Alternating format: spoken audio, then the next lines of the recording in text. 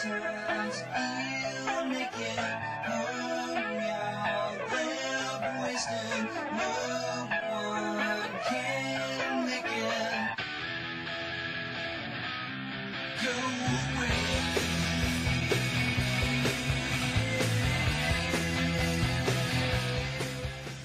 All right, welcome everybody to a really cool edition of Miss Bomey Zone, talking about sayings. That was a real cool idea. I thought that was pretty interesting. I had a lot of fun with it.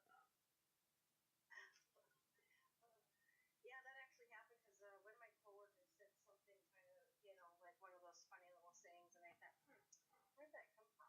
Hey, let's do a show about it. So here we are, doing a show about it. So I just want to say welcome everybody to that's listening. That may be in the chat room. I don't know because I don't have my thing up. Jim's here. He made it. Yay! And everybody that will listen and podcast later on. So, interesting thing. Before we got on, you and I were comparing our lists, and I still think that that's funny that we didn't come up with one that was the same. I can't believe that. I'm bringing 40 to the table. She's got a list. And Yeah. She's like blah blah. I'm like, wow. What? Not one was the same. Are you kidding me? That's crazy. Oh, like, what are the chances of that happening? 0. Yeah. The chances of that happening are the same as you having a favorite restaurant. I don't have one. I know. Not gonna happen. Just saying. Boy, that'd be can you imagine you doing Yelps? Your entire Yelp, every Yelp review from you would be, meh. Meh. They'd be like, so how was the turkey? Meh. Okay, how was the water? How was the ice water? Meh. Oh, okay. Meh. The turkey and water were the same. Okay, cool. All right, awesome. Yeah, I don't think they'd want me as a food connoisseur. Well, I'm gonna throw the first one out. Okay. Okay. This was pretty interesting to me. Okay. I did not realize. More and more, I've learned that a lot of things are really the same. They just cycle back. Now, what do I mean by that? We have a throwaway society now, and a lot of people are like, screw society right now. It's just all a big throwaway society. What I've been learning more and more and more is it used to be a throwaway society. Mm-hmm. Not for tools, not for a lot of things, but I mean, can you imagine not wanting to wash your clothes, so you threw parts of them away? Yeah. But I mean, like if I said, Christine, a shirt, how often would you like to wear a shirt? Like the shirt you have on right now, how often would you be willing to wear that shirt? Without washing it? Yes. Oh, I don't know. Maybe 2 days maximum. Okay. That's just well, me, imagine having parts of the shirt that you tore off and threw away that helped it so you didn't have to wash it so much. That's where the phrase off the cuff comes from.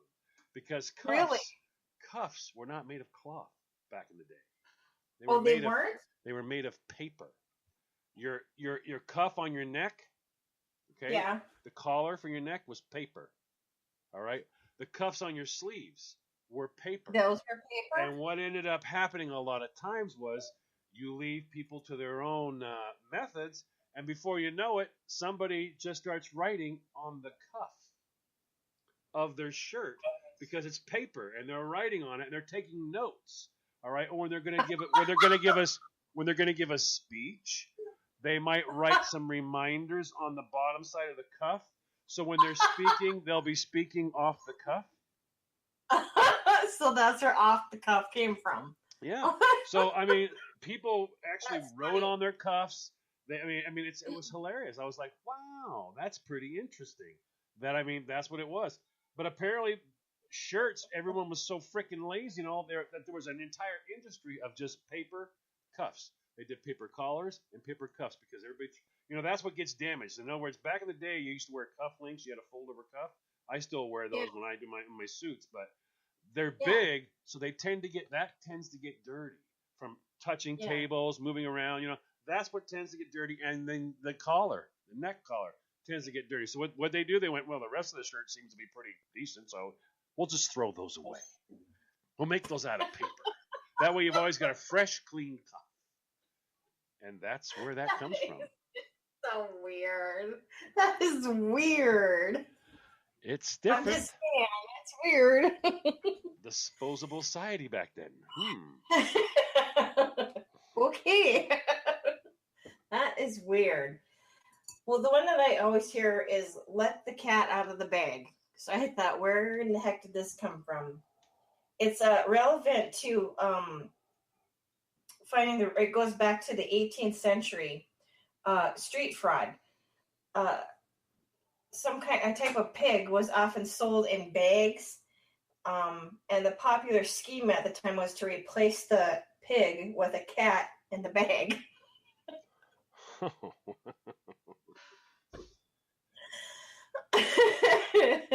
To, an unwilling participant that was thinking that he was purchasing a pig, but ended up with a cat that came out of the bag. Definitely. I don't know why you would put a pig in a bag in the first place, but okay, whatever. That's definitely interesting. I just thought it was strange. That was very strange. Yep. There's some there's just so many that were like really, really cool to me. Like in the early days, like when you hear "Fly by the." Now I want to do something a little different here first. I want to play a little bit of a game here with you, or anybody who's listening in the chat room there as well. I'm gonna say "Fly by the seat of your pants," and I want to ask you to tell me what you think. What do you think that is? Fly by the seat of your pants. So if I've stopped you on the street and I went, "Hi, how you doing? My name's John. I'm researching a phrase called 'fly by the seat of your pants.'" What do you think it means? Oh, that must have been something that originated quite a while ago. I would imagine that I don't know, has something to do with horseback riding. I don't have any clue. Okay, but hold on. Everybody out there who's going to be listening in the future and listening now, I want you to think about this for a second. I asked her, what does fly by the seat of your pants mean? And she said horseback riding. Well, like fly by the seat of your pants. Horseback if you're riding. in a hurry, you're trying to get on the horse to go horseback riding to get out of Dodge too fast. I don't know. I don't. Well, why are you asking me? It has to do with flying, not horseback riding. Oh, not parachute pants. Well, there's actually it made a lot of sense when I found out what it meant, because there's a lot of times, and you've actually been privy to one of the experiences. Anybody who drives a vehicle is privy to one of the experiences and is used to what that phrase actually means. They just don't realize it. You know how when you're driving a car and you can get home and go, "Hey, it felt funny." What felt funny? I don't know. I was driving it and it I don't know. It kind of was like maybe almost pulling, or it felt funny. It didn't feel like it normally does. All right. That sensation you're feeling that tells you something is wrong is really what that means. What it is when they would fly the airplanes back in the very early days of the airplane, there was not a lot of airplane there. Okay. They were wood and there was not a lot of airplane. So you could feel everything through the seat. All right. When you sat down, you could feel everything through the seat. So what happened? Oh, wait. There you go. Scott Mowry just put it in there. World War I pilots would feel how the plane was through their butts. All right. And that is exact. Shitters. Oh, my God. How did you turn it into shitters talk? How did you do that?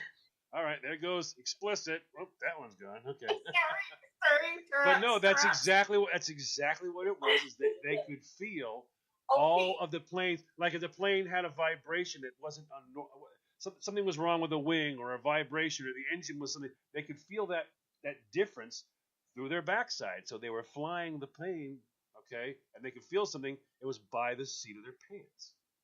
That's where it comes from. That would have been really cold bums. Oh my God! Here she goes back. Cold bums.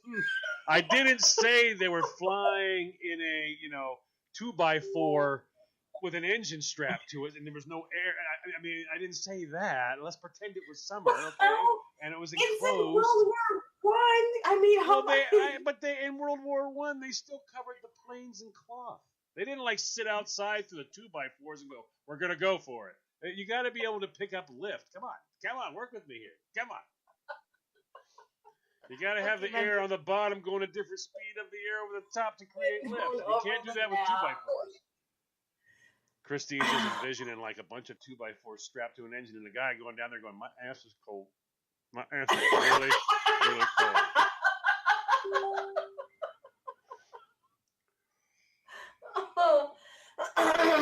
Oh, can you just imagine? Oh, by the way, my butt told me that it's flying a little bit to the left. But see, but what I'm saying, but guess what? You've done it though. You've experienced it. Have you ever driven a vehicle and then all of a sudden you? I'm singing. Yeah, and then all of a sudden you're like, that just feels weird. What it feels weird. You might tell everybody, shut up. You might tell everybody, shut up, and you're listening to the vehicle because something feels different than normal. Oh God. Yeah, Marty came home one day and said the car feels weird. So I went out and drove it. Got back and realized she had never rotated the tires.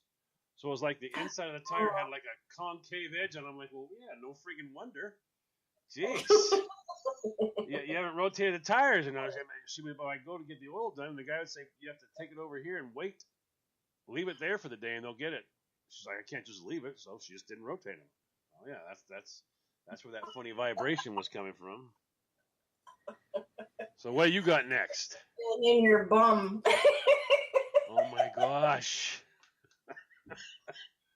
I'll bet your favorite song before was Boogie in the Butt, wasn't it? You probably was.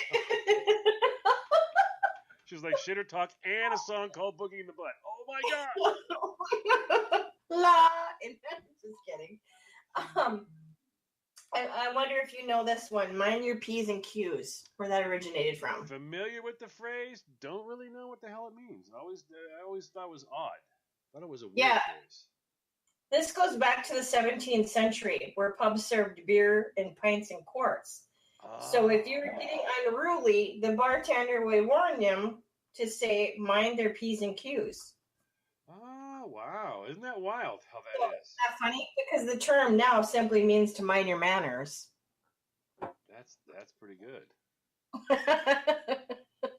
Now let's do the original way again. Let's do the original way again for you. If I said to you, pulled you off on the side of the street and said, hey, question for you.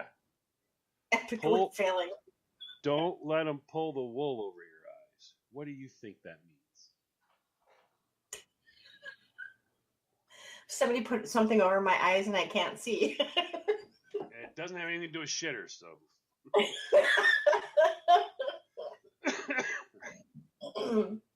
I don't know. Well, has something to do with sheep. Well, you gotta try. Well, does it have something to do with sheep? Wool? It has to do with wool. That's why it says don't pull the wool over your eyes. I can guarantee you it doesn't involve horseback riding.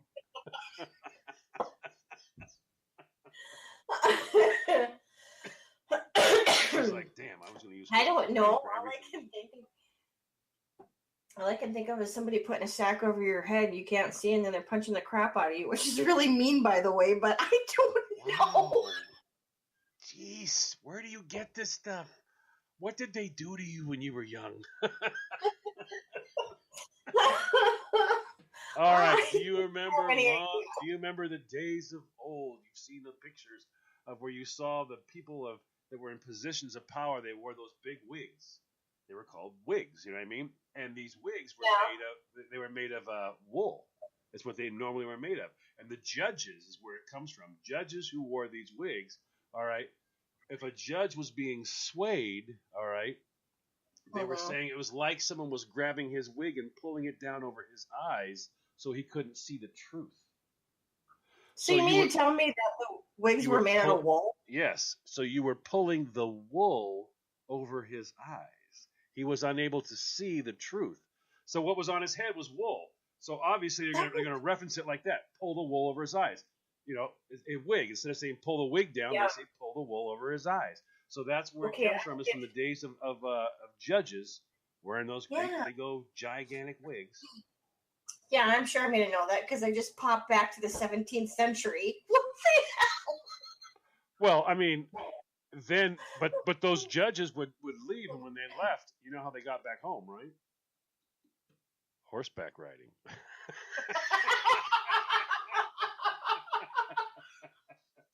No, they had a buggy So or there, we got it carriage back. or We got it back to horseback riding for you. There, see. All right. All right. Well, since you brought up horse, you've heard the saying, "Don't look a gift horse in the mouth." Yes, and I do know this one because I was Do you? well. I know as I was taught by my grandfather because Okay. we had cattle and horses. Whenever you go All to right. look at a horse, you're going to inspect the horse. One of the things you always check on a horse is its teeth. All right, to make Right. sure how the Mhm. teeth are. If someone's giving you the gift of a horse, it's an insult to walk up and check its teeth because you're checking to see if the horse is good enough. Right. So since it's a gift, you would never check its teeth. That's what I Yeah. was led to believe at a young age what that meant. That's what it means. Oh, see, I got one. And guess what? Guess what it did not. Guess what it does involve though? Horseback riding. So today would be like inquiring about if you got a present from somebody, how much that present was worth, because that's really rude. Right, You don't exactly. Right, exactly. It's like if someone went over and brought a car over to you, right? And said, "Here, I brought this for you. It's one we can't use. We're going to be moving, so I'm just going to give it to you. You can give it to your kid or whatever." For you to say before they leave, stop. I want to check and make sure the brakes are good on this and see how you start inspecting the gift to make sure it's good enough for you. Yeah. Great. That's it. Wow, I got one right. It involved horseback riding. Oh, let's see. There we go. Oh, lost you. There you go. Back. Well, let's take a moment to say hi to some of the people that joined us in the chat room. Wow. And you know what you wear chaps for? Horseback riding.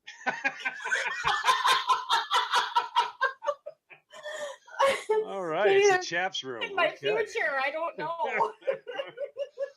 Wow. And we're live. I want to be a cowboy. I don't know. Anyways, in the chat room tonight we have Douglas, Ed, Jim, and Scott.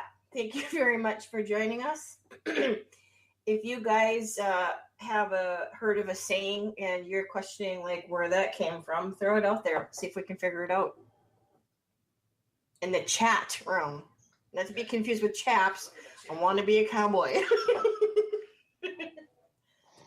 Okay. All right. Well, next one here. Next one. Okay. Belt of booze. All right. Now you might not Belt? at first when I say it like that, you might not think about it, but earlier in the 70s, the 80s, and pretty much up into the 90s, when you took a shot of something, it was called taking a belt. Take a belt. Yeah. I mean, take a belt. Yeah. One of the things that they were talking about was it had to do with when a person Me. Excuse me. Now you're gonna make me laugh in the middle of it. You're I terrible. was gonna ask you a question, but yeah, no. Okay. Go ahead, I'm just ask the gonna try question. and see. Ask the question. I can't remember now because the burp threw me off. Wait a minute. Burps Sorry. erase your memory? Well, just the ones that sneak up on you, like that one, and everything just goes gone. I'm sorry. I'm really Well, tired. I need to get some sleep. It had to do with when you hit somebody. Okay, you Yeah. punch them. What do you call it? Yeah. You belt them. Right, you belt them. All right. So when someone was taking a hit of something, you're taking a hit off of a bottle. All right. Yeah. You're taking a belt. Mm-hmm. That's where it came from. It comes from hitting something. I'm taking a hit off of this. I'm gonna take a hit off of that. I'm gonna take a belt off of that. Yeah. That's where it comes from. That one was a very really okay. That's pretty nothing amazing there. No super flying by the seat of your pants stuff. Oh my God, Douglas is like smooth as a silk clock. No. You'll notice none of us have that. Okay. There is no smooth silk clocks. Everybody's gonna tell me, yeah, there is. I'm gonna say no. There's not. Silk clocks. No, that was they thought that was the saying, smooth as a silk clock. I don't know that I've ever heard it. Apparently, it's real, but I refuse to accept it. So. Well, going along the lines of your belt with alcohol, a shot of whiskey. Back in the day, if cowboys didn't have like money to give to the bartender, they would give him a bullet, which was the equivalent of a shot of whiskey. Interesting. That's cool. Now, what do you think keep your shirt on means? I'm hoping this has nothing to do with strippers. Oh my God. I'm sorry. Eric, you leave her alone. You leave her alone at places, right? That's gotta make you nervous. You're gonna find her somewhere babbling, going, strippers, shitters, shitters, strippers, strippers in shitters. I don't know what does keep your shirt on really mean. Well, you gotta guess. You gotta guess. I did, but she goes, I guess. She said, I don't know what it means. That was her guess. Okay, I'll guess. I don't know. There you go. I guess. I mean, come on. Think of the phrase. Keep your shirt on. Yeah. Think of the phrase. So that you have patience. Try to digest the phrase. It's meaning that to have patience. Well, what does patience and shirt have in common? When boxers, back in the early days, when boxers would go to fight, the first thing they would do is what? Pull off their shirt. Okay. No, who's talking about stripping? No. I just said boxers before they would go to fight. One of the first. Every time you see a boxer in a ring, what's the first thing they do before they fight? Right before they take off their robe. They take off their robe. Before they didn't have the robe, they had a shirt, so they would pull off their shirt. So the phrase "keep your shirt on" means don't get agitated, don't get ready for a fight, don't get ready to get into it right now. Keep your shirt on. Because you take the shirt off when you're ready to fight. So what they're saying is, keep your shirt on. Don't get ready for the fight. That's why if someone's all agitated, you go, whoa, keep your shirt on. Hang on. Whoa, pal. I thought it just meant to have patience. Well, it's patience it's like patience, but I mean it's actually don't start shit. Don't get in a whole big thing right now. Yeah. Keep your shirt on. Don't start no drama. Most people think that if they want you to be patient, they usually go, "Hey, Christine, be patient." They usually don't go, "Keep your shirt on."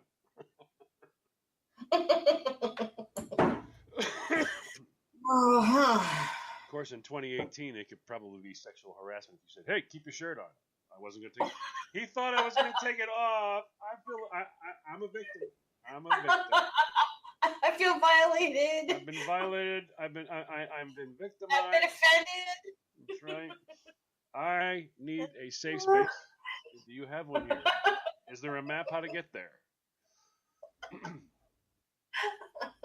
I don't know. Oh, let's see. What else we got here? Rule of thumb. That's what I thought was interesting. Rule of thumb. Hey, you've heard that one before. Of course, I've heard it. I have ideas as to what it could mean, but I'm not sure. It might have to do with the measurement of a thumb. It might have to do with most people's thumbs are a certain size, or it tends to be a certain size. So you might learn how long that is, and once you've learned how long your thumb is, you kind of would use that to measure that. It'd be the rule of your thumb, how long something could be. perhaps. Yeah, maybe? it was used as a rough measurement for carpenters. They would use their thumb because they didn't have measuring tape, so that's what they would use to approximate how many inches that was needed to construct whatever. Another theory is that farmers use the length of the thumb to estimate how deep to plant the seeds. I didn't know that. I kind of heard about the one along the line of the carpenter, but not the farmer. Okay, I gotta put. Gotta put what? I have a fan on. Hang on a second. Oh, sorry. These things called hot flashes. I don't like them. Now, it was kind of when I was researching this one, it kind of got weird. Jim's on here, so he'll be able to help direct me. But I knew scuttlebutt seemed to mean gossip, but I wanted to learn. But why does scuttlebutt mean gossip? All right. Awesome. What it said was there was a cask on board a ship that had fresh water. Apparently, that's I guess scuttlebutt. It's like the big water tank, and apparently that's the place where people would go to like talk and just BS and all that. And so that's what it kind of became. Water cooler at work. Yeah, that's exactly what it's supposed to be like. Is like the water cooler nowadays. Everybody kind of hang around that. Although I don't think do they even have water coolers? You work in an office. Do they even have water coolers anymore? Nope. Well, no, I take that back. We still have one. Right, but is there anybody? Have you ever walked by and went, "Look, there's three of them standing around the water cooler. Approach them slowly. They're in their natural habitat." No, it's more nowadays. It's more around the coffee pot when everybody is talking. Not the water cooler so much. Coffee, yes. Water, not so much. So they hang around. They hang around the coffee pot.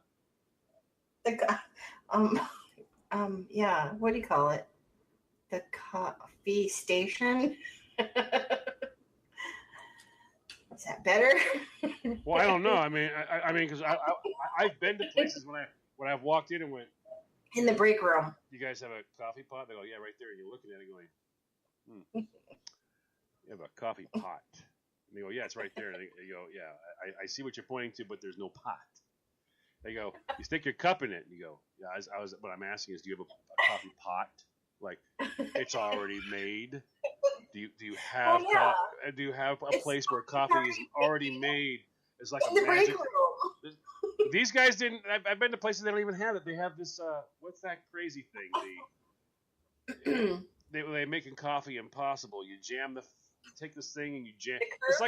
It's like a freaking a creamer thing. You take a creamer thing and you jam it into the thing and you slam this thing down and you wait. It's like, I don't understand. It took that long to make one cup of coffee. Can I just get the pot? But apparently people are really into that now. This whole, I don't know what the hell you call that thing. Well, I don't know. Coffee's gotten like really ridiculously out there as far as like, give me a shot of this with a latte and a half of blah, blah, blah. Oh, I used to think that was hogwash until the day I walked into a place and heard that. I started laughing out loud. I'm like, that's for real? The lady that was saying, she was like, excuse me. I went, I just can't believe that was for real. She goes, what was for real? That you actually do that. I thought that was a joke on TV. The half calf, decaf, blah blah blah blah blah blah. Light fun. Like, there are people that walk up to other people, and go, "I'll have a half calf, decaf, and expect somebody to remember that crap." There's actually people that are like that. But they have names for them now, because at the coffee shop that we have, in our building, they actually have names for all of those weird concoctions. So you don't have to say that I'll have the half this, that, and then the other thing, but add that. Yeah. They just go, I'll have the Barney Rubble or whatever it is. I don't know. Hold on. I just want back up. I got to know that you're going into some place in public and ordering a Barney Rubble. I've got to know. Do you actually do that? No, I'm just using that name. I don't know what the name. I'm not one of those 'Cause people that that would have those. that would be hilarious to hear you walking and go, "Hi, how are you? Good morning. Yes, I'd like a Barney Rubble, please." I would, if I was behind you, I would just bust out laughing. I'd go, "Holy crap! Oh my God, that takes half calf, decaf, half muppuccino all the way to the next level. Oh my God, the Barney Rubble. Holy crap!" I don't know. I'm just saying. Just throwing that out there. Oh my goodness. And this squirrel moment was brought to you by. Okay, let's find out, what do you think? Now this time you gotta try, okay? You have to try. I don't know is not classified as a valid try. Okay? It's not a valid try. What do you think Skid Row means? Not A the band. Not the band. See, I knew you were going. Everybody at home is laughing their butts off right now, going, "He's going to run over and say she's going to talk about the band." Yeah. He knows she's going to say the band. He's going to cut her off. Yes, and I did. Not the band. Excuse me. No, in all actuality, two I think things. it's two it things probably that come. Two things that come together. All right, two things that come together to make that phrase. it's probably like the not good so part of town, or the not. How am I? I think I just. Wow. That's twice today I've done that. Do you know I speak dyslexia? Holy moly! Apparently that stuff's legal in Minnesota now.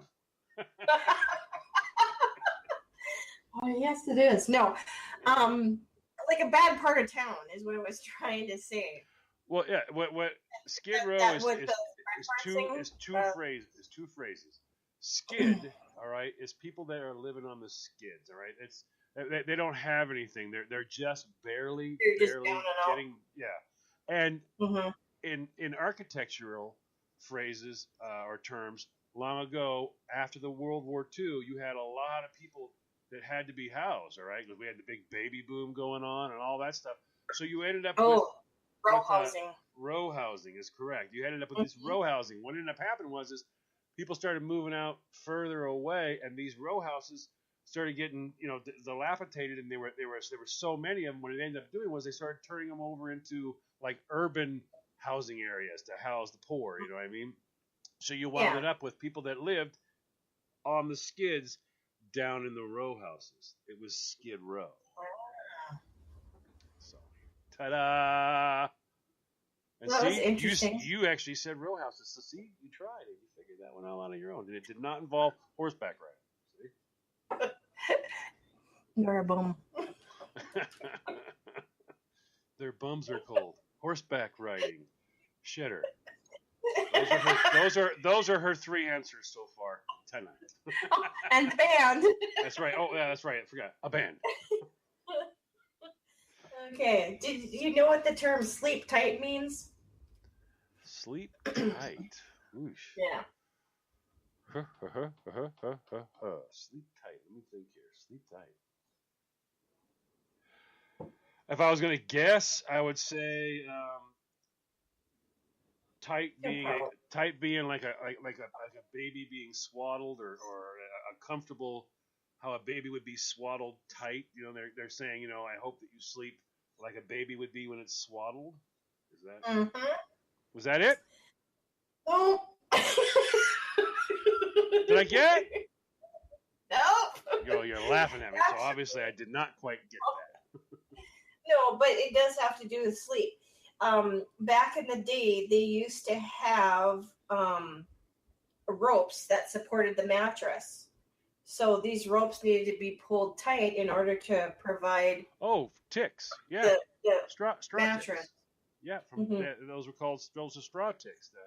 They would weave the rope in back and forth between the bed, and you had a straw tick as a empty mattress you filled with straw, and that's what you laid on. Yep. Okay, now that makes sense. Sleep tight. All right, that's cool. Interesting. I also thought it meant just have a good night's sleep or a good rest, but nope, that's not where that one's at. So, pulling up my next one here just to double check and make sure I don't have it wrong. Oh, excuse me. Pardon me. There are some, by the way, that have gone into other directions. By the way, some of these old phrases they've given new meanings to. Okay, I wanted to get this one. Oh yeah, oh yeah. I wanted to get both now. So I'm going to give you the true meaning, and then I'm going to give you what I like to call the zipperhead meaning. That's where people have changed the meaning now to something else. Okay, and they put it in what they call the Urban Dictionary, the hot seat. He's in the hot seat. All right, had to do with the electric chair. Chair, yeah. Okay, the hot seat. All right, which we all pretty much probably all knew. But I thought was funny was the new definition of it, the urban definition. And I'm going to read it to you just as it is in the Urban Dictionary. Okay? Are you ready? Hot seat. What does it mean? When you go to take a crap only to sit on a toilet heated by somebody else's ass. That's the hot seat. The hell? What kind of the hell stupid meaning is that? Who in the world would come up with that? I did not bring up the shitter talk. I did not bring it up this time. I just thought it was hilarious. I'm like, wait a minute. What the hell? I'm like, wait. They have a new meaning. I'm like, when you go to take a crap only to sit on a toilet heated by somebody else's ass. That's what the kids now think hot seat means. I'm like, so you don't bother to research what it means. You make up a new meaning. Interesting. Okay. All right. I'm going to squirrel here for a second. I was with the kids one day, and it was quite a while back. So Kean was very young. Tyler, my oldest, was there, and a couple of his friends were there. And we were somewhere, and I said, yeah, we'll take the elevator. They all started laughing. And I'm like, you know that laugh that kids have when you say something like, oh, we're going to go down under, and all of a sudden you hear, you're like, what the hell? What is so funny? You know what I mean? So I said, we'll just take the elevator, and all of a sudden you hear that. I'm like, and you know you're old when you're standing there going, I've tried to figure out a meaning for that, and I can't figure out what the hell is it. What's going on? Yeah, so this is still the topic of our show, but it's like one of these weird ones now. All right, take the elevator. These kids have even changed the meaning for take the elevator. All right, not like you're going to get on the elevator and go to the floor. Oh no, they changed the meaning for it. Now it means apparently you stand up and I don't even know what the hell you call it. If you're going to stand, you stand up straight and then you go all the way back down to the floor, but you're not on your knees. You're still standing, so you bent all the way down as far as you can. They do that up and down 4 or 5 times while taking a hit off of a bong. So they're practicing fun. It's called taking the elevator. I'm like, well, where the hell have you taken the elevator? Because he goes, because after 4 or 5 of those, somebody's going down. I'm like, oh my god. Oh my god. So you're smoking the marijuana and doing your yoga pose of forward fold 4 or 5 times. Okay. Yeah. I'm like, wow. Take the elevator really means push the button and wait for the elevator to come here in front of you. Then you get on and you take the elevator to the floor that you want to go to. It doesn't mean freaking smoke pot. This urban dictionary thing is absolutely. I mean, it really is hilarious when you look and go. You're so lazy you won't even look up the meaning, so you just made your own. That? I mean, who would think? Hey, let me just take a hit off a bong and bend. I thought it was hilarious. I mean, hot seat, the act of using the toilet after somebody has done a bowel movement immediately following the previous occupant. I'm like, what the hell? That is not hot seat. If that bothers them, do they still go to the bathroom? I really, really do not know. Some of the stuff is actually, I mean, it's hilarious. Absolutely hilarious. Again, wow. That's all I can say. What? Why? Why would you come up with something so unrelated? It's hilarious. Some of the meanings that they have is just hilarious, and it makes you nervous with some of the things. I mean, there's things in there that I've said that were normal to me. I mean, they just seem like a normal phrase, but wow, oof, they attach some pretty interesting meanings to them. Now, You're shaking my pumpkin. it's just like you stand there and you go, "What are you doing?" Now, when I was young, and if you had friends over, and you guys were when you were in the living room, you had to straighten up the living room before you left. And one of the last things your mom wanted to do was, or my grandmother wanted me to do was, did you fix the pillows? You know what she wanted me to do with the pillows, right? She wanted me to fluff up the pillows so they were full. Yeah. When they came back in, she said, "You fluff those pillows?" Don't say that now. Do not say that now. No, because then they think you're a fluffer, and that's a whole Yeah. definition. So yeah, it was interesting while I was sitting here researching some of these meanings that there's actually two completely different rails you can go down. I wanted to wait till we had most of the show done before I threw a few of those out there because holy moly, you want to talk about going off the rails? This will send you in a completely different direction. I'll say. What else you got? Dressed to the nines. Ooh, there you go. Yeah. Well, I knew that it meant that you were dressed exceptionally well. But the other part of it that I didn't know, that theory of it, comes from the fact that the best suits used a full 9 yards of fabric when they made the suits back in the day. For you. A full 9 yards. Mm-hmm.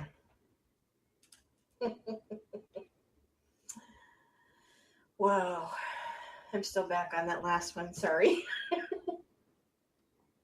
Still shaking my head. I got nothing.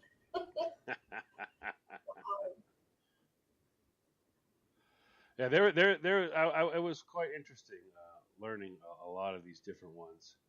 There's some that are just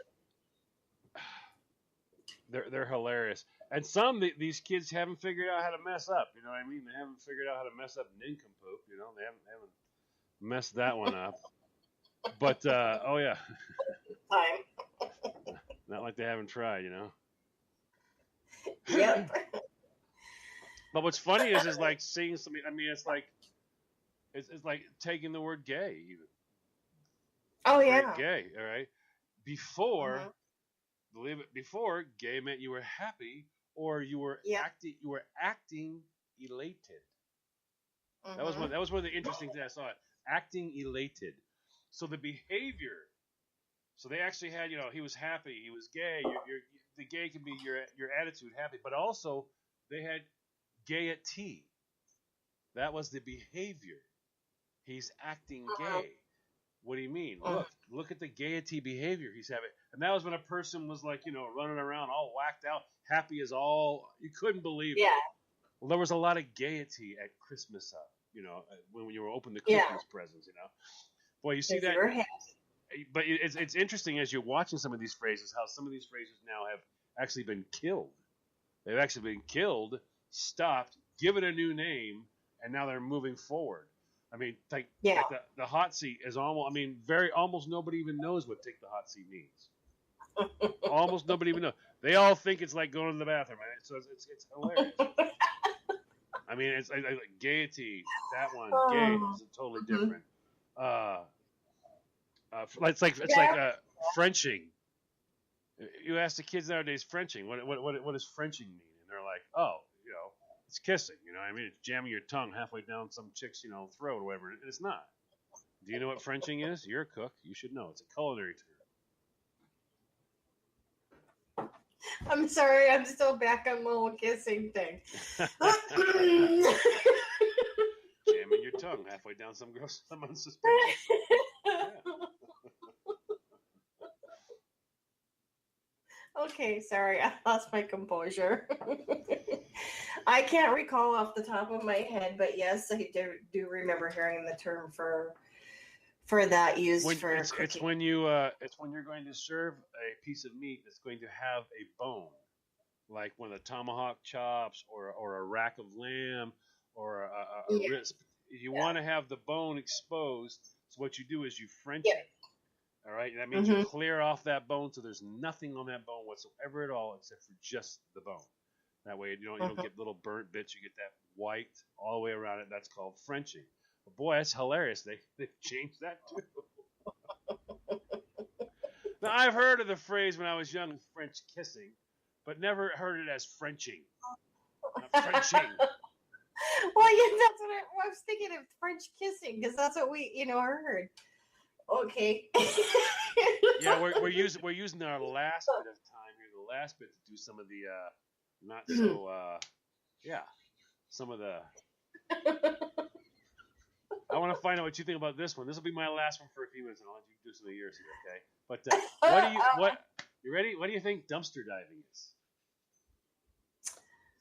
Well, most people would tell you that it is going through a big dumpster of garbage. That's what I thought. That's what most people would say. Oh no.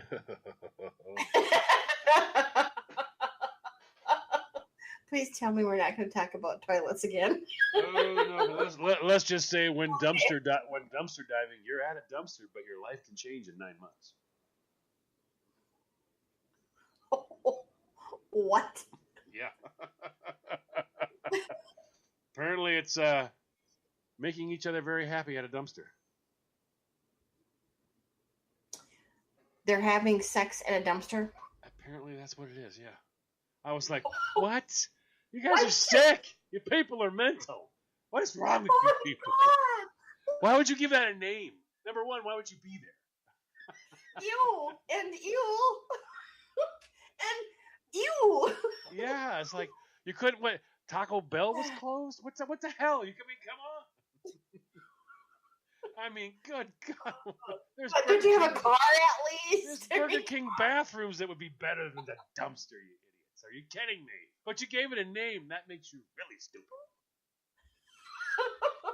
I mean, come on. Oh, thanks, John. I'll never look at a big green dumpster the same way ever again. I mean, come on. I mean, some of the stuff I was learning, I'm like, oh. Somebody came to share because you're on iHeart, and Douglas has got question marks. I know Douglas. We're just throwing some of the interesting weird ones that we Post is new. found. Yeah.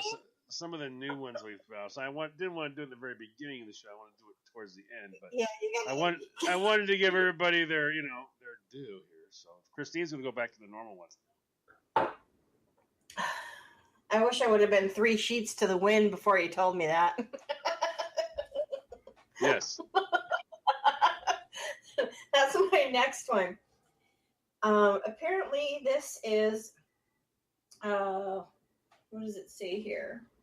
Sailors had a lot of terms for being drunk. Jim. And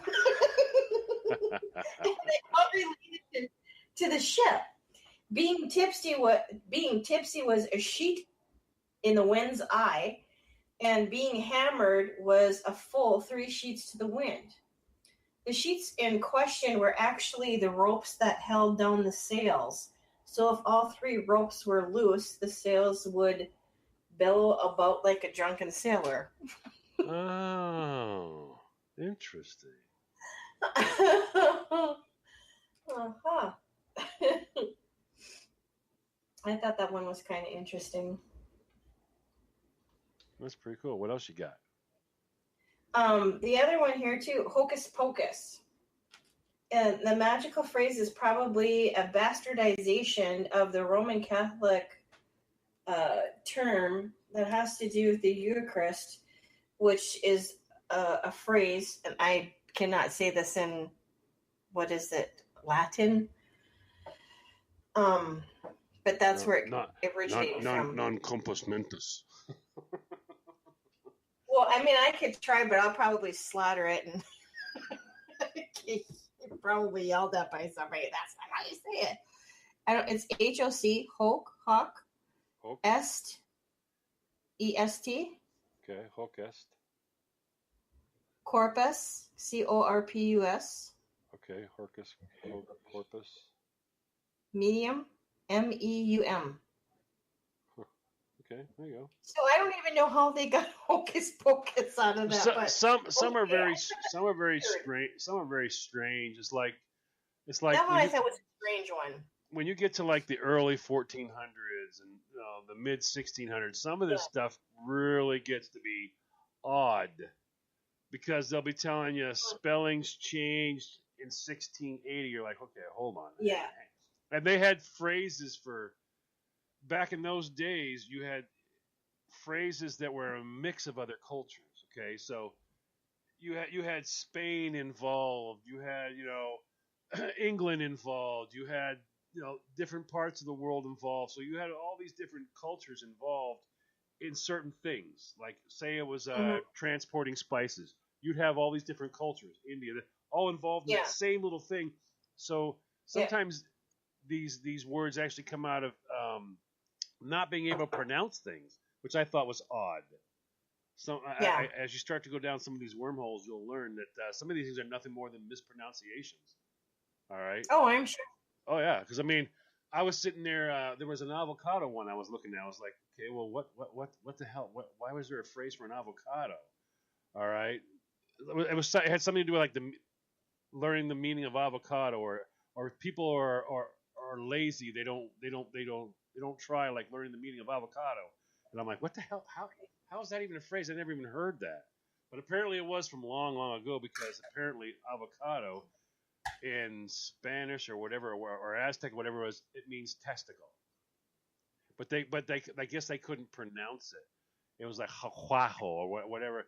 They couldn't pronounce it, so they went ahead. So they just said avocado. So people began to say back then that was a phrase of laziness. You know what I mean? They were lazy, like trying to pronounce avocado.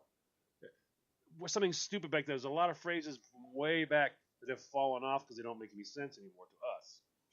But thank you. Next time I go to the grocery store, I'm gonna.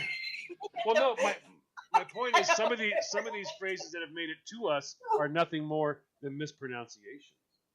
Oh, that's true too. And I learned that avocado thing as I started going down one of the wormholes there, the rabbit holes. I'm sitting there going, holy crap! I don't. And then they gave the example of being lazy. Like he's so lazy, it's like trying to say avocado. And you're like, what the hell? I've never even heard of such a stupid phrase. So I had to find out what it meant, and that's what it actually meant was back long, long, long ago, before the 1600s. Apparently, that meant you were lazy. I was like, wow, okay. Way back in the day. That's way, way, way back there. Way back. What else? So the one that I have is close but no cigar. Okay. I've heard that one millions of times. Millions of times, yep. Carnivals used to give out cigars as prizes. So when you almost won, it was close but no cigar. Oh. So that's where that originated from. Okay, all right. That makes sense. Completely makes sense. I didn't know that. That way back in the day, they gave cigars as prize. They've given a lot. I mean, now I can remember. Imagine this. All right. Now I only remember it because my grandmother bought a lot, so she still had some. But I remember she sent us down in the basement to get her some boxes of soap. And this is, I mean, I might have been 4 years old. So we're talking, early 60s. Or late 60s. Sorry, late 60s. But I had gone down there, and she used to have these boxes of, like, soap for the laundry. And I used to laugh because when she would open one, you know what she would pull out of it? Can you imagine opening up your laundry soap and pulling a plate out of it? A plate? A plate? Or a saucer or a mug or a. Well, I my grandma have a mug in her box of soap. Well, no, I mean, but it was a gift. They were there. She bought a lot of these, so she still had some of these. The only reason I'm bringing it up, they were included in the. Yeah, okay. I'm bringing it up because you were talking about those carnival things, and there were some phrases about that kind of stuff. It's like winning the prize in the pack. not the Jack in the Box, but winning the prize in the Oh, pack. yeah, but the pack. Okay. They used to actually give away you know what Carnival glass is? Yes. That's the glass they gave away in carnivals, but they also had like milk Yeah. glass. They had milk glass and things like Milk that glass. that they would give Mhm. away in boxes of detergent. It's like Really? it's like winning the prize in the pack. Oh my gosh. Yeah. So I mean, That's when you're weird. because I mean, always thought it was odd winning the prize in the pack. Pack of what? Mhm. Pack of all kinds of different things. Apparently, Yeah. You can win these. You would. Didn't matter what product. Yeah, they would go. You know, you want the whole set. You want that whole set of beautiful milk glasses? Buy our boxes of soap. So Oh. if you wanted a set of 8, you might have to buy 4 of them for the plates and buy 4 of them for the cups. You know, so it's like winning the prize in the pack. I Oh was my like, gosh. wow, that's kind of wow. I didn't even. I'm like, but so I remembered smart. my grandmother bought a bunch of that stuff. I don't know if it was closing out or whatever, but I remember even back then she still had so freaking much of this stuff. She must have got a hell of a deal on it. I used to see her; she would open it, and it used to annoy her because it clinks when you're pouring out. Mhm. It'll roll around inside there. So the Yeah. first thing she would do is just she'd open the entire box and have to stand there and pull whatever it was out. Now, of That course, is for so. us, when it was cereal, we didn't have a problem. We dug in there until we found it. But it was like weird. Back then, back in the day, they used to put stuff in all these different packages or whatever. So yeah, it was like winning a Funny. prize in the pack. Yeah, that's strange funny. That's weird. Gunwild Okay, I one, got one more. I think Gunwild one was saying he calls 3 sheets to the wind shit faced. See? Another Another phrase. term. But you know what? I would love to. You know what I would love to know is what does that actually mean? Shit faced? Yes, while you're giving one, I'll go research shit faced and listen to it. Okay. I want to find out what does that actually mean. The other one that I had was you're pulling my leg. And that meaning actually has a sinister origin. It roots back to the criminal world in the 18th century, where street thieves would literally pull victims down by their legs to make it more easy for them to rob that person.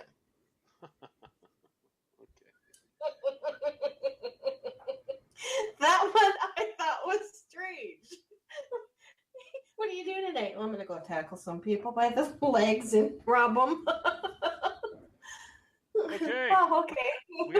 We have both definitions of shit faced. Are you ready? Oh, okay. All right. Apparently, it's not that old of a phrase. All right, but the original meaning was like, Jesus Christ, did I sleep with that thing last night? I must have been totally shit faced. In other words, her face looks like that, or his face looks like that, so you must have been shit faced. Apparently, that's the way it came out in the very beginning. The new definition, or urban whatever it is the point in which you've consumed so much alcohol you're totally incoherent. Remembering simple things, i.e., where you live, how old you are, how freaking ugly you are.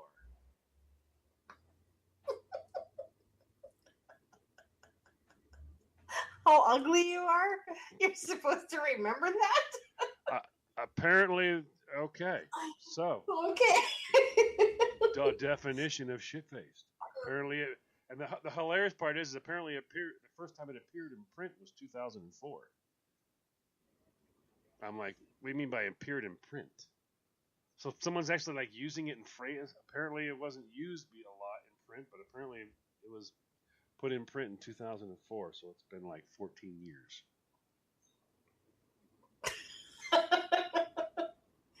Okay. Gunwild says double bagger. Double bagger.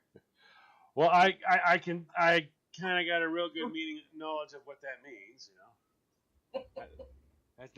That's where that she is. Oh, I've heard. She's shit faced for sure. For the guy, that's not a one. That's a double bagger there. That's the. I've heard that one too. That's the one where she falls asleep on your arm and you chew your own arm off. Because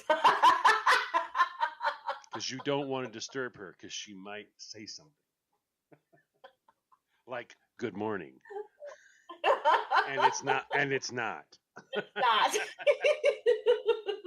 There was nothing good about this. And see, I used all those words in sentences too. So great. See? No explicit there. No, well, it's kind of hard not to fall down that category of explicit with some of these sayings, Well, though. yeah. That's why I wanted to save, heading down the darker side there towards the ends. I thought it'd be a little bit better, Plus, you can get some good laughs out of it, have some fun with it, And you gotta approach the elephant in the room. You know what I mean? Well, yeah.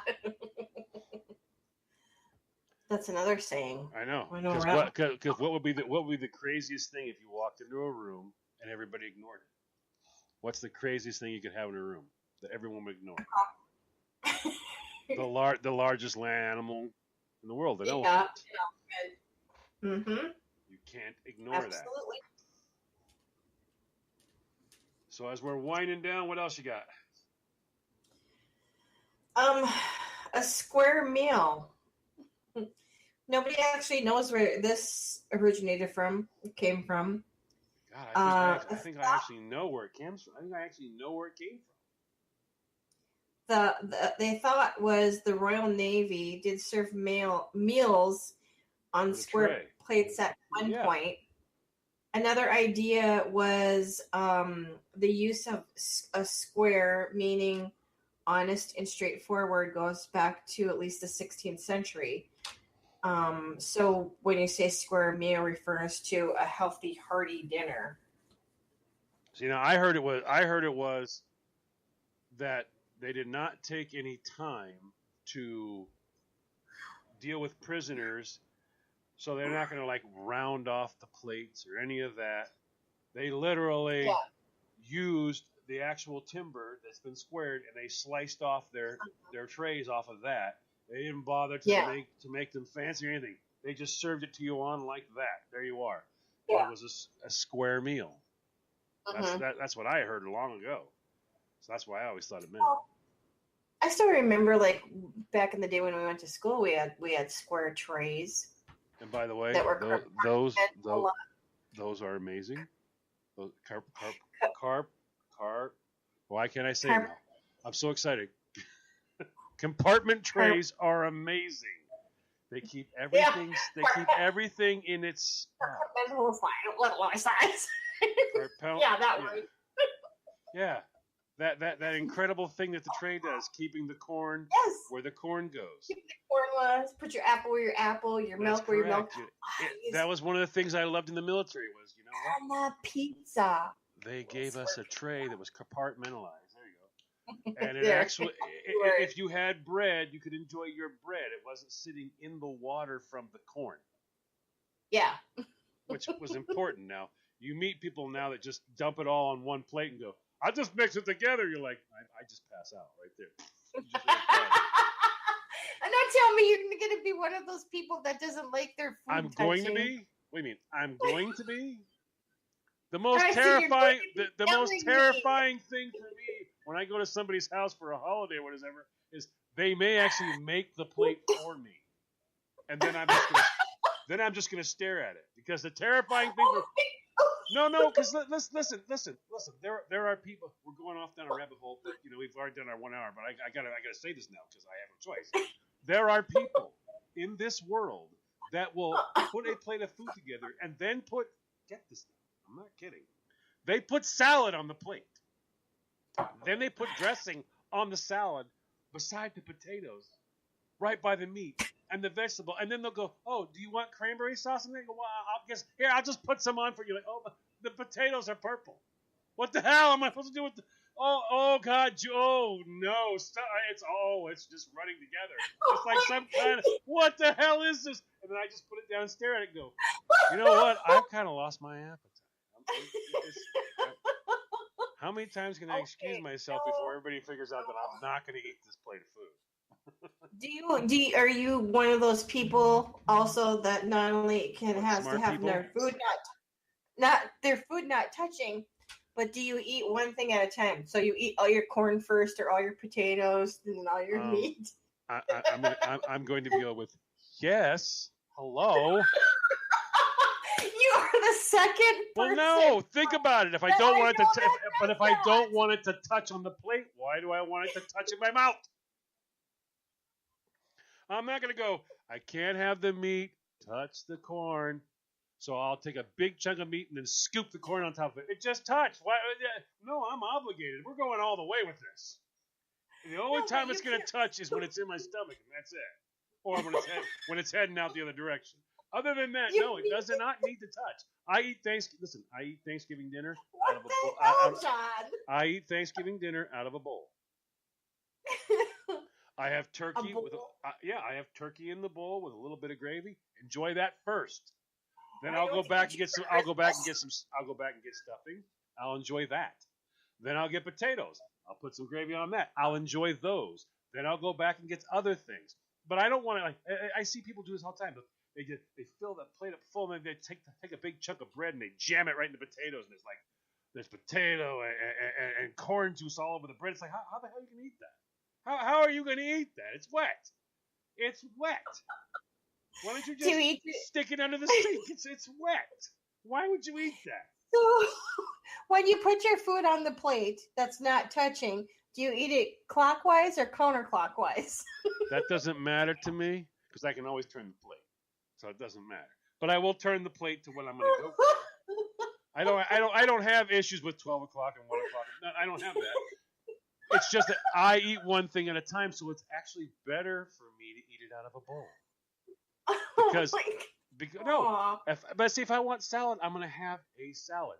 I do not want anybody to put the salad beside the potatoes and then dump the dressing on the potatoes and salad. I'm not eating. Okay, but you see, that's the thing. You shouldn't be eating your salad first. You should be eating your salad last because salad is good for your digestion. Well, I don't care when I eat the salad. It doesn't matter. It doesn't matter to me. It's just that I'm going to have salad. I'm going to have salad, and then I'll have something else. But as for, you've seen these people. You go to the holiday. I have a friend that doesn't. You get invited. You're the girl. I don't know, some girl. What the hell? We'll name her Tony. Some chick. Tony's like, hey, come on over to my family's house for Thanksgiving. So you go over there. You're not dating or nothing. You're just there, and all of a sudden, people start getting nice. And they're being polite and they're being nice, and they're like, here, let me put some on your plate for you. Now I'm scared. See, everybody else thinks that's nice. For me, it's terrifying. Do not come at me with that spoon. If you come at me with that spoon, I swear I'll put this plate down. Do not come at me with that spoon. You want to scar John for life?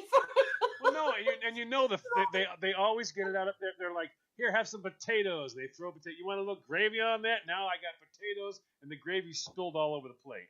And the very next thing they're going to offer you is, here, would you like me to put something on your plate that completely sucks when it has gravy on it? Completely has nothing to do with gravy? Here, have some cranberry sauce in the gravy. And it's like, I'm done. I'm done. I'm leaving now. Are you kidding me? Or when you sit down, and it's even the only thing that's ever worse is when you sit down and you're looking at like one steak and it's sliced up into 25 pieces, but it's one steak. Mm-hmm. And then you see a cereal bowl. A good sized cereal bowl with corn in it. Yeah. And then you notice there's one with peas, and there's one small French. It looks more like a freaking hoagie roll, and it's sliced up into 25 freaking pieces. And that's what's on the table. You're like, oh God, these are those people that think one steak feeds 15 people. Oh, okay. But at least you can deal with them better because they don't try to put everything on your plate for you. It's those. The Italian mothers. I've been terrorized by Italian moms. I don't know how many freaking times. Come on. What do they not put on the plate? What does an Italian mother not put on the plate? Salad, because you eat that last.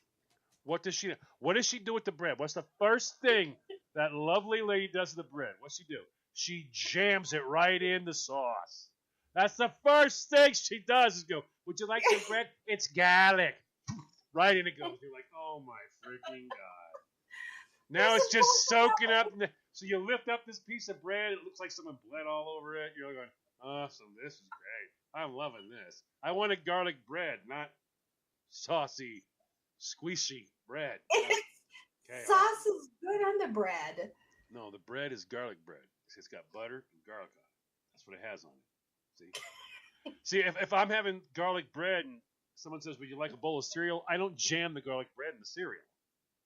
See, I don't feel the necessity to jam bread and everything. I've watched them. They'll throw it on top of the freaking. You watch these people. They go, I don't care. It doesn't matter to me. Put it on there. You're like, so you just put the bread in the cranberry sauce. You understand? That's garlic bread, and it's in the cranberry sauce. It's not the cranberry sauce. They put bread on the plate because you want to make sure that when you're done eating, any sauce that's left on the plate, Oh my God. Oh my God. It's not just sauce. It's corn juice. It's freaking, it's the water they cook the beans in. You're like, oh, what is sopping what up? It's like a mop bucket. It's like a mop bucket. Hey, I mopped the floor. You want to get a piece of bread? You can have some of that. What the heck are you talking about? You're talking about one thing. I'm talking about spaghetti sauce. No, it doesn't matter. Spaghetti sauce goes on the spaghetti. Done. And you don't jam stuff in there. No. Heavens no. Garlic bread is garlic bread. You have the garlic bread. You enjoy the garlic bread. See, if I want a bowl of pasta, I have a bowl of pasta. I don't go, you know what I want to do? I have a bowl of pasta. You gotta have bread with it. Put a bunch of sauce on it, and let's jam bread in it. With the bread. Let's stick bread in it. Let's do that. No, I never was one to jam stuff and everything. I eat chicken nuggets as chicken nuggets. I don't feel the necessity to go, you know what I should do? What? Let's put honey on them. Let's put mustard all over them. Yeah, let's start. People are weird. They want to jam their everything and everything else. Oh gosh. But I usually don't tell people this stuff. It all goes in your stomach the same way. I usually won't tell people that because whenever I do, the first thing they do is they start trying to gross you out by mixing. Oh, I don't care. I'll mix it all up. You watch them, they're mixing their freaking potatoes and the cranberry sauce. Oh, it's you're just dying. You're dying. You're like, okay, I quit. I think you're being a little over dramatic. When food is touching on the plate and you're having a fit. Well, food. It all goes in your gut anyway. No, that's fine, but I'm not involved after that. I'm not involved after that. No, I didn't taste it together. I didn't stare at it together. See, once it's in there, I'm done. Once it's in there, I'm done. I don't worry. I got nothing else to worry about. I mean, I've seen them. They'll put mashed potatoes. They'll put a little bit of salad dressing. Ooh, is that apple pie? Yeah, put a piece on there. You're like, okay, what? Who does that? Why would you do that? Or like at a buffet. I can go to a buffet. I can enjoy myself. But I'll go have like all the pot stickers. I'll have a plate of pot stickers. Then I'll go get something else. You watch these people, they're like, put the pot stickers on there first. They go, ooh, oh, look, they got that, and they dump it right on top. Oh. Are you kidding me? And they got that, and they'll dump that on top of it. Go, oh, look, there's salad. And you're like, oh. I want to run around those places and go, they have more plates. They have more plates. See, there's a lot. It's a big thing full of plates. See? If you take the salad and you put it on one plate and you eat that, then you get to come back. I know what I'm getting you for Christmas. Cranberry sauce and potatoes. No. I can get you a square plate. That's why I love those trays. See, I'm always in love with the trays. I'm like, look, it's such, how polite. People were thinking about me when they put this together. That's fantastic. I appreciate the tray. Thank you very much. Oh my gosh. See, and Big Jeff put no goulash for John. See, goulash for me is elbow macaroni with meat and tomato sauce. I live in Maine, so that's goulash or American chop suey. That's what it is. A little onion in there. Some people put a little green pepper. Okay, I can live with that. Those are ingredients that you use to make a sauce with. For me, the issue of the touching is like, if I'm having like that, right? If someone goes, oh, you want corn with that? No, stop, no. And they'll dump the corn right on there. and it's got people nowadays they soak that corn. It comes in a big, you know what I mean? They're cooking the corn and all that water. They grab a great big spoon of, you see the water just pouring off the side. They slap it around your. That's it. Now you just wrecked everything. Now it's just wet. Now it's just wet. He said, "Oh, the horror." Oh, yeah. It is. It's terrifying. It's a horrible thing. All right, so my personal issues and need for therapy have now been discussed. Oh, because of the last saying, square meal. Yes. Well, you said trays, and I had that once. You was like, I am a fan of the tray. See, where if you go to someone's home for Thanksgiving dinner and they handed you a tray like that, you might just look at them. No. Me, there'd be a tear in my eye, and I'd be going, "Thank you so much. I appreciate that." Wow. It'd be like the actress that just won the Academy. Well, thank you. Thank you so much. Thank you. I want to thank you. I want to thank Anchor Hawking. I want to thank. Exactly. Yes, indeed. All right, so. You know what I think is so amazing that I get you to talk about these things. Oh yeah, everybody in the entire world's like, oh, John's messed up. Oh yes, yeah, he's messed up. I say square cherries, and it's like, yeah, remember those when we had them back in school? There's John, off and running. Yep. Oh yeah. Oh, I remember we had lard bowls. Oh, it used to drive me crazy. I couldn't deal with it. We had lard bowls. In the cafeteria, you had a big bowl. It was full of lard. We didn't have you remember yellow lard? They served it was for your bread. The lard didn't bother me. What bothered me is you never put that many 6-year-olds, 7s, 8s, 9s, 10s with runny noses going, and everybody's got a butter knife and they're jamming it in there, and then there's always the country boy. There's always the country boy there who's like cutting this stuff up, cutting this up. Oh, I'm done. Slapping his lips, and he reaches over and just grabs a chunk of the. Oh, that's it. Done. We're done. We're done. There's gravy in the lard. Oh, forget it. I'm done. Just me and this cracker. I'm gonna eat this saltine that came individually packaged here. And as a side note, John Gunwell wants to know how many mess hall trays do you own? I don't have any mess hall trays, but I will tell you this: if you went downstairs in the cabinet, you probably could find 9 3-segmented plates, maybe. Maybe I use plates, but I use plates too. What I don't do though is I don't like. See, if I make say I made spaghetti and meatballs and I wanted a vegetable with it, okay, I would go eat I would eat the vegetable first. I would get a bowl. I would eat the vegetable. I would enjoy it. If I was going to have salad with it, I'd either have the salad first or whatever it came. But it would be individual. I would enjoy that, eat all of that right there, eat it all, and then move on to the next thing. See? Okay, so when you say spaghetti and meatballs, do you have to eat the spaghetti separate from the meatballs? No, because it's the same. It's like meat sauce. It's just a bigger chunk of meat in it. So it's not that. I don't have that. That's what the crazy people are like, Christine. That's the. So you're only a little crazy now. You're talking about crazy people. Yes, you're talking about the crazy people that have to separate the meatball from the meat sauce. That's the crazy people. Oh boy. Well, let me ask you: if you be honest now. So hypothetically, you go over to Caroline. You and Eric goes over to Caroline's. She's moved in now. She's across the street. She invites you over. All right. Mm-hmm. She's used to big families, so she makes a whole huge spread and tells you guys, "Come on over. Thanksgiving at my place. It's right across the street. You don't got to make everything, right? The kids are all gone. They've flown the coop. They're doing their own thing. Why not? This year, you're going to go over and visit Caroline. What the heck? Uh-huh. She serves you a plate. Now, she comes from one of those crazy families where they put everything on the plate. Okay? Because you don't need 9 plates. Mama's got to wash all those dishes, so we put everything on one plate. So he's like serving you. She puts the potatoes down. She takes the little ladle and she makes you your very own little, mountain scoop on the inside. Would you like a little bit of gravy on that? She puts your gravy on there. Doesn't spill over. Then she's like, getting more into the dangerous zones. Corn, you're like, yeah, and you notice it's not a slotted spoon. It's not a slotted spoon.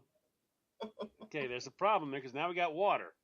And so she dumps that on there, and then she's like, you want bread? Now we got water the bread sitting in the water now.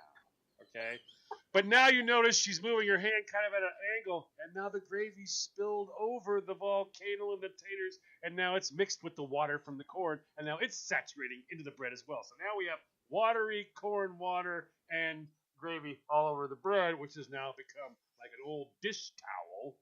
And then she looks at you and says, the very next words, cranberry sauce. And you're like, yeah, sure. So she puts the cranberry sauce on, and then she puts salad. Doesn't say a word, just puts salad on there and asks you what dressing you want. Come on. Uh-oh, I'm looking at a frozen picture of Christine. And she's in mid-smile, and I've got no signal coming up. Well, I'm going to assume she's fallen on the floor laughing at me, and I'll go ahead and... Oh, there she is. Oh, she came back. Yeah, I don't know. It was like a little disruption here. So, if that happened, and then the last thing she did was she slopped freaking salad on there, and said, now, she didn't ask you if you want salad. She just put the salad on, and then looks at you and goes, what kind of dressing? Italian or French? What? At that moment in time right now, she's expecting an answer. Italian, French, what are you going to say to her? Both. I'm just messing with you. So, I mean, but you got to realize in her brain, everything's copacetic. She's like, you've got corn water and gravy, and there's cranberry sauce on there. She just shoved a chunk of salad on there, and she now wants to top it off with freaking dressing. I mean, at that point, does it really matter? At that point, I'd be like, just keep it. You know what? I just don't have an appetite. But generally, I'll say I want very, very little. Let me just start out with a little bit of turkey and a little bit of gravy on it. I'm fine with that. Please and thank you. That's all I want right now. Oh, you want some corn? No. You got to usually, because they're always trying. They're always trying. You're like, oh, we don't want a little bit of corn. Because that never happens in my family. It's just throw the stuff out on the table, help yourself, and if you're one of the first ones that get there, you get to eat. Good luck. Well, see, you know what? Now, in our family, my mother was always like, everybody's a weirdo. So everybody serve yourself. That's it. The stuff was right there. You got a plate. You know how to lean over. Do it yourself. Yeah. I dig that. I'm right there with you. I'm cool with that. That is fantastic. Because that way I can go, I'm going to start off with a piece of bread. I'll have that first. I'll enjoy that homemade slice of bread without corn water on it and no cranberry sauce on it. I'll just enjoy that. And, okay. Gunwild said he just used the gravy water for the dressing. Oh my God! See, yeah, it's oh God! See, I'm literally like my skin is crawling right now. My skin is crawling because I've seen people go, I don't know what the problem is. And they take the bread and they just dip it right in all. Oh, and you're like, oh my God, it tastes good to me. I'm like, oh my God. And those people it's like those, I can't, that's why I can never watch those hot dog eating contests or anything. That's they literally take a perfectly good hot dog and they dunk it in a tub of water. All you hear is a thud from me passing out. That's it. I'm just like, you gotta be kidding me. They just dunked that in water? Are you kidding me? Okay, then. The nightmare exists. Issues.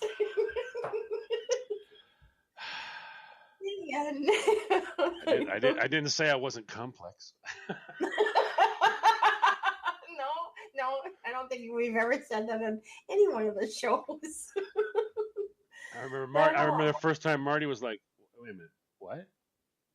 well, I mean, if you could just not, just let me serve it, okay? She's like, what? What's wrong? What's wrong? I'm like, just, I appreciate it all and all that. It's and I appreciate it. I really, really do. But it's just that I won't eat it if you put everything on. Look, can I just like, I'll put it on the plate, okay?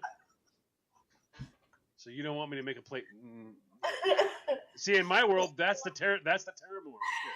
I made a plate for you. I made a plate for you. That's a lovely. That's a lovely phrase that millions of people hear every single day. I made a plate for you. It's on the table. For me, that's terror. That's absolutely terror. Because we're rolling the dice here, people. We're rolling the dice. We're either eating or we're not. And it all bases off of what they do to that plate.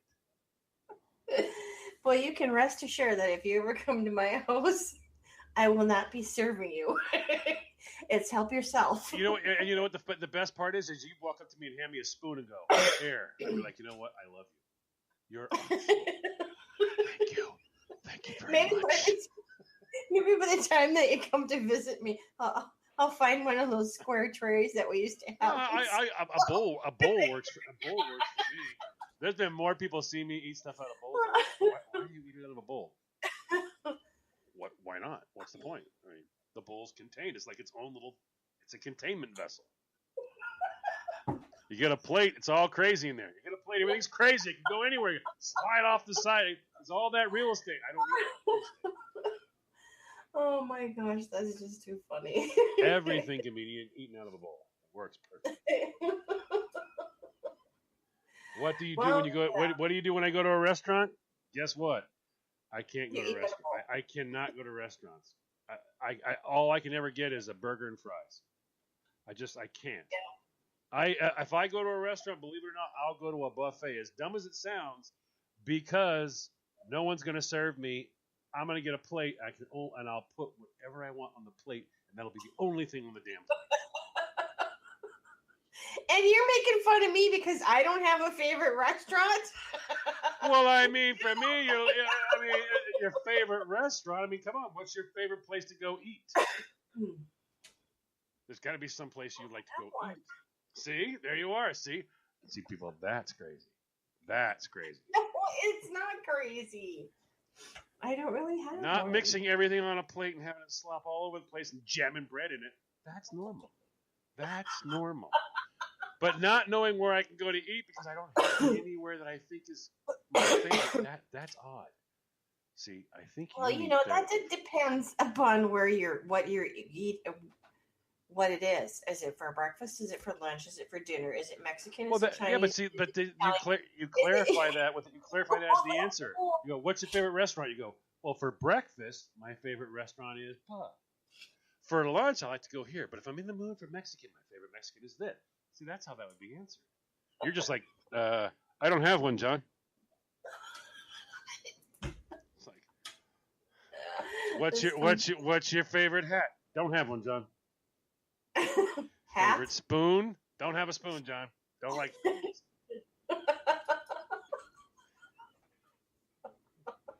But you have a favorite bowl.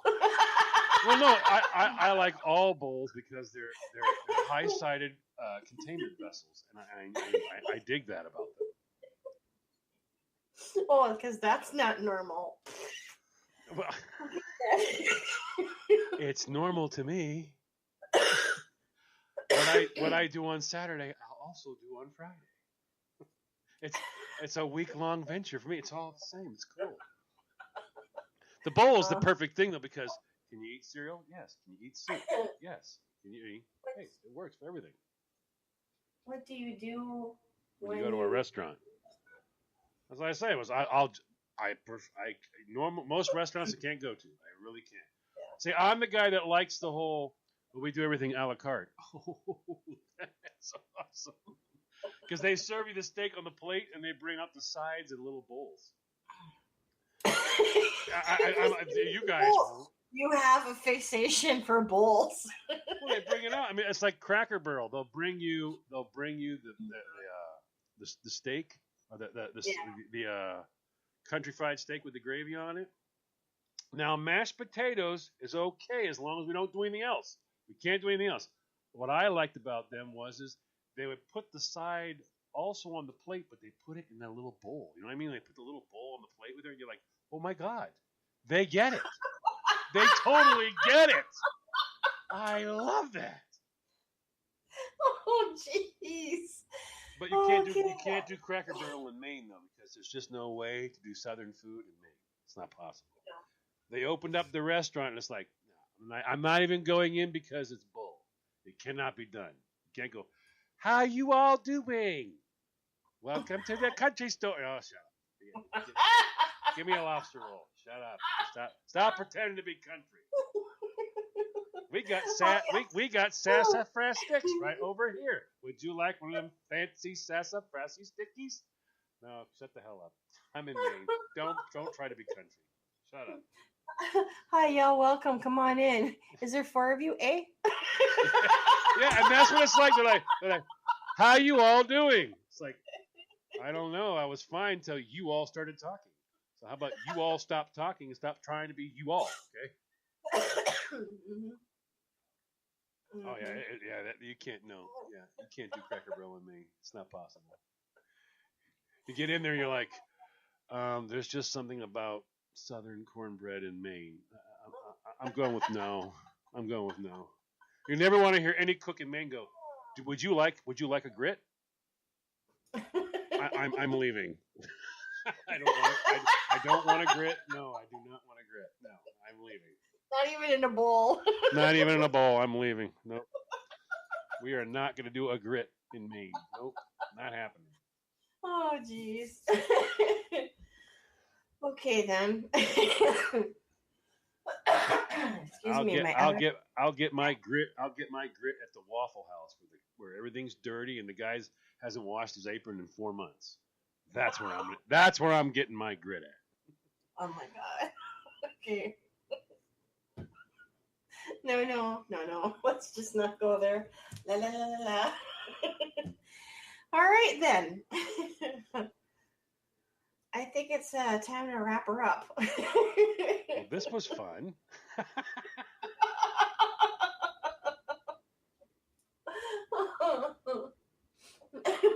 Douglas said, "Great show. Going with the wife dumpster diving." Oh yeah. Not sure which definition he went for there, but whatever one. Good luck there, Douglas. Good luck to you, and thanks for sharing. That's right. You all have fun.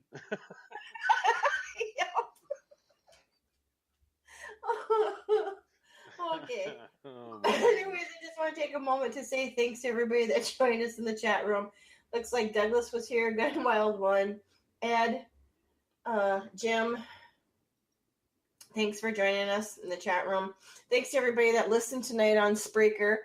And thanks to everybody that will listen on podcast on iHeart, Spotify, iTunes, Google. On and on. Christine's World. You know. Et cetera, et cetera.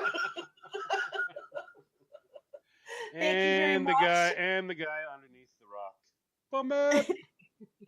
In the hut. There you go. In the hut. Did we get an explicit? No. No, we said hut. We didn't say in the bush. Okay, whatever. Okay. All right. So I hope you enjoyed tonight's topic, sayings, and what do they mean. And next week, you'll have to refresh my memory. What are we going to be speaking about next Parenting. week? No, wait. Yes. No. You have lifestyle changes first. Oh, yeah. Next week, we're going to talk about lifestyle changes. That one's going to be that one's going to be odd for me. I'm not quite sure where we're going to go with that topic. We got to talk more about that. Yeah, there's like a lot of places that we can go with that one. Because I mean, a big lifestyle change for me is opening up the cupboard door and finding out that there's no, segregated plates left in there. Someone's gotten rid of them all. A major lifestyle change would be letting your food touch each other on the plate. Just saying. Yeah, big lifestyle change for me would be I made you a plate. Oh, God.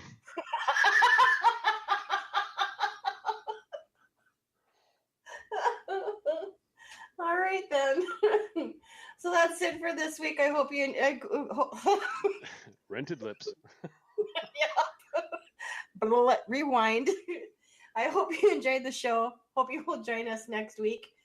And until then, everybody have a good night, a good week ahead of you, and we'll talk at you next week.